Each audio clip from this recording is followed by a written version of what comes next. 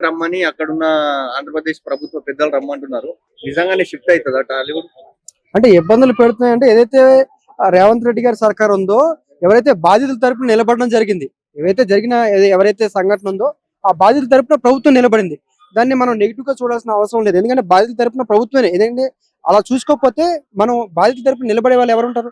కాబట్టి అది బాధితుల తరపున నిలబడ్డారనే విషయం మనం చూసుకోవచ్చు. ఎందుకంటే ఇండస్ట్రీ షిఫ్ట్ అవుతుంది అనేది ఏదైతే టాక్ ఉందో అది కేవలం అల్లు అర్జున్ గారి ఇన్సిడెంట్ తర్వాత అని మీరు అనుకోవద్దు.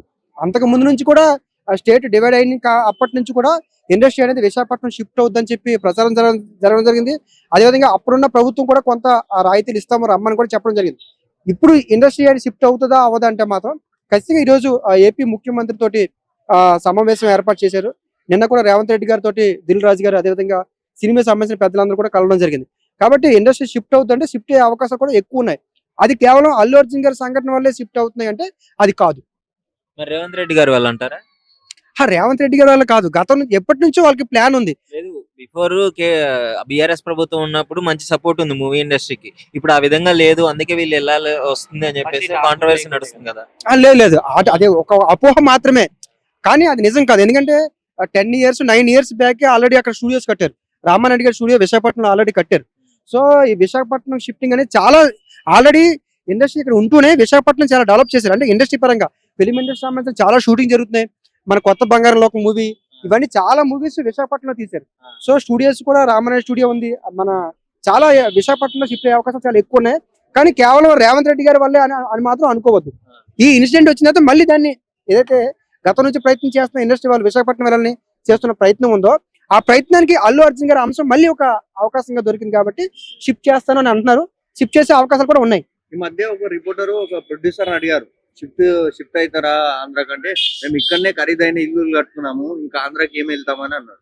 అవును, నేను చూశాను. కానీ ఈ ఖరీదైన ఇల్లులు ఆ విషయం అది అని వ్యక్తిగతమైన విషయం. స్టూడియోస్ ఉంటాయి. ఏవైతే ఫిల్మ్ మేకర్ కి సంబంధించిన విషయాలు మాత్రం మనం ఇల్లు ఎక్కడైనా కట్టుకోవచ్చు, ఇల్లు ఎక్కడైనా వండుకోవచ్చు. దానికి ఇంటికి ఫిల్మ్ కి సంబంధమే లేదు. ఇప్పుడు మనకి విశాఖపట్నంలో చూసుకున్నట్లయితే చాలా మంది హౌసెస్ విశాఖపట్నంలో ఉన్నాయి. ఫిల్మ్ స్టూడియోస్ ఉన్నాయి. రామారాయణ స్టూడియో ఉంది మనకి ఎక్కడ బీచ్ రోడ్ లో, ఆర్కే బీచ్ రోడ్ లో రామారాయణ స్టూడియో ఉంది. సో అక్కడ ఆల్రెడీ స్థలం కేటాయిస్తారంటున్నారు, ప్రభుత్వాలు రాయితీ ఇస్తారంటున్నారు. కాబట్టి విశాఖపట్నం షిఫ్ట్ అవుతా అనేది మాత్రం అనుకోవద్దు. అల్లు అర్జున్ గారి విషయం వల్లే షిఫ్ట్ అయిపోతుందని కూడా అనుకోవద్దు.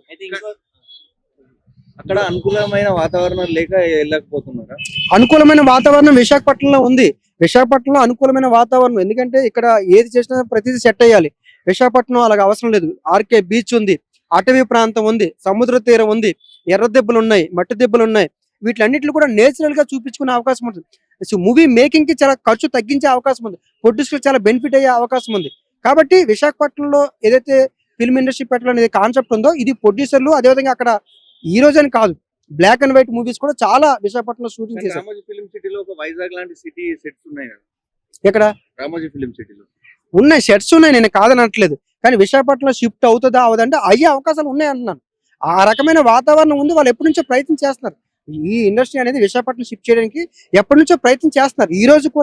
ఈ రోజు ఈవినింగ్ ముఖ్యమంత్రి చంద్రబాబు నాయుడు గారితో కూడా ప్రత్యేకంగా మీటింగ్ అరేంజ్ చేస్తున్నారు. సో ఇండస్ట్రీని అక్కడ షిఫ్ట్ చేయడం ప్లానింగ్ జరుగుతుంది. కానీ అక్కడ ఉన్న ఆంధ్ర నాయకులు ఏమన్నారంటే తెలంగాణ రాష్ట్రంలో చాలా సమస్యలు ఉన్నాయి, కానీ అల్లు అర్జున్ విషయం ఇంత సీరియస్ గా ఎందుకు పెద్ద ఇష్యూ చేస్తున్నారా అని అక్కడ ఉన్న నాయకులు అన్నారు. ఎవరు అన్నారు? ఏ పార్టీ వాళ్ళు అన్నారు? టీడీపీ వాళ్ళు, వైసీపీ అంబటరాంబాబు కూడా. అది రాజకీయపరమైన అంశం. అది రాజకీయ పరంగా ఒక ఎలిగేషన్ చేసి ఇప్పుడు కేటీఆర్ గారు కూడా సపోర్ట్ చేశారు.